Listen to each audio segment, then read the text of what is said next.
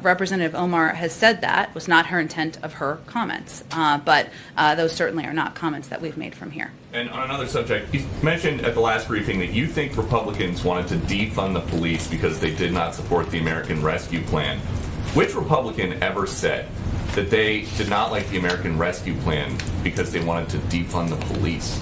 Well, first, let me just note that the president ran and won the most votes of any candidate in history on a platform of boosting funding for law enforcement after Republicans spent decades trying to cut the COPS program. There's record of that. That doesn't require anyone having new comments, and then also stood in the way of crucial funding needed to prevent the laying off of police officers as crimes increased. That's a simple statement of fact.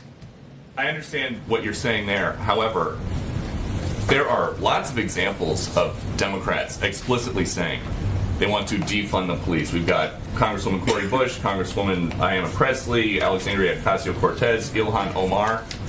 Are there any examples of Republican members of Congress saying they want to defund the police? I think most people would argue that actions are more important than words, wouldn't you say? Well, to that point, to your point there, at the time of the vote on the American Rescue Plan, you had the Republican leader in the Senate, Mitch McConnell. He said he just didn't like it because he thought it was a classic example of big government Democratic overreach in the name of COVID relief.